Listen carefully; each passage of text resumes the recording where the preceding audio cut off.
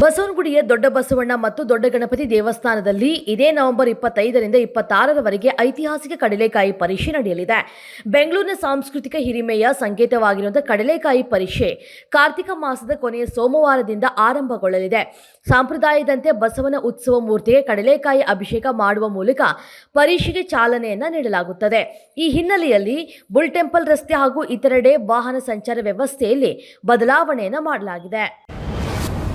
Golden star Ganesh ನಾಯಕತ್ವದ ಕೃಷ್ಣಂ ಪ್ರಣಯ ಸಖಿ ಚಿತ್ರ ತೆರೆ ಕಂಡು 100 ದಿನಗಳಾಗಿವೆ. ಪ್ರೇಕ್ಷಕರು ಚಿತ್ರಮಂದಿರಕ್ಕೆ ಬರುತ್ತಿರುವುದೇ ವಿರಳವಾಗಿರುವ ಈ ಸಂದರ್ಭದಲ್ಲಿ ಕನ್ನಡ ಚಿತ್ರವೊಂದು 100 ದಿನಗಳ ಪ್ರದರ್ಶನ ಕಂಡಿರುವುದು ಸ್ಯಾಂಡಲ್ವುಡ್ನಲ್ಲಿ ಹೊಸ ಸಂಚಲನವನ್ನ ಮೂಡಿಸಿದೆ. ಕರ್ನಾಟಕದ 4 ಕಡೆ ಈ ಚಿತ್ರ 100 ದಿನಗಳ ಪ್ರದರ್ಶನವನ್ನ ಕಂಡಿದೆ. ಕೆಂಡಸಂಪಿಗೆ ಕಾಲೇಜ್ ಕುಮಾರ್, ಕಾಲಾಪತ್ತರ್ ಖ್ಯಾತಿಯ ನಟ ವಿಕ್ಕಿ ವರುಣ್ ಈಗ ಡಿಸ್ಕೋ ಸಿನಿಮಾ ಒಪ್ಪಿಕೊಂಡಿದ್ದಾರೆ. ಈ ಚಿತ್ರಕ್ಕೆ ಹರಿ ಸಂತೋಷ್ ನಿರ್ದೇಶನವನ್ನ ಮಾಡುತ್ತಿದ್ದಾರೆ. ಪರ್ತ್ನ ಪಿಚ್ನಲ್ಲಿ ಭಾರತ ತಂಡ ಆಸೀಸ್ ವೇಗಿಗಳ ಅಬ್ಬರದೆದುರು ನಿಲ್ಲಲಾರದೆ 150 ರನ್ಗಳಿಗೆ ಸರ್ವಪತನ ಕಂಡಾಗ ಎಲ್ಲವೂ ಮುಗಿಯಿತೆಂದು ಭಾವನೆ ಮೂಡಿತ್ತು.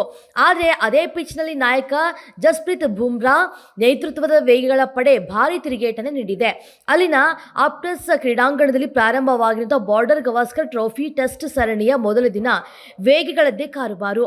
ಪಂದ್ಯದ ಮೊದಲ ದಿನವೇ ಉಭಯ ತಂಡಗಳ 2 ಇನ್ನಿಂಗ್ಸ್ಗಳಿಂದ 17 ವಿಕೆಟ್ ಉರುಳುವ ಮೂಲಕ ನಿಗದಿತ ಅವಧಿಗಿಂತಲೂ ಮೊದಲೇ ಪಂದ್ಯ ಮುಗಿಯುವ ಮುನ್ಸೂಚನೆ ಲಭಿಸಿದೆ.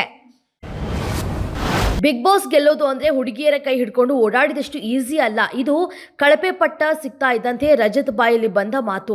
ಹೌದು, ಬಿಗ್ ಬಾಸ್ ಮನೆಗೆ ವೈಲ್ಡ್ ಕಾರ್ಡ್ ಎಂಟ್ರಿ ಕೊಟ್ಟಿರುವಂತಹ ರಜತ್ಗೆ ಮೊದಲ ವಾರವೇ ಕಳಪೆ ಪಟ್ಟ ಸಿಕ್ಕಿದೆ. ಇದು ಸಹಜವಾಗಿಯೇ ಅವರ ಕೋಪವನ್ನು ಜಾಸ್ತಿ ಮಾಡಿದೆ. ಇನ್ಮುಂದೆ ಇದಕ್ಕಿಂತ ಟ್ರಿಬಲ್ ಮಾತನಾಡ್ತೇನೆ ಅಂತ ಕೂಗಾಡಿದ್ದಾರೆ. ಮನೆಯ ಬಹುತೇಕ ಸದಸ್ಯರು ಕಳಪೆ ಓಟ್ ಅನ್ನ ರಜತ್ಗೆ ನೀಡಿದ್ರು. ಆಗ ಅನಿವಾರ್ಯವಾಗಿ ಅವರು ಜೈಲು ಡ್ರೆಸ್ ಧರಿಸಿ ಜೈಲಿಗೆ ಹೋಗಬೇಕಾಯಿತು.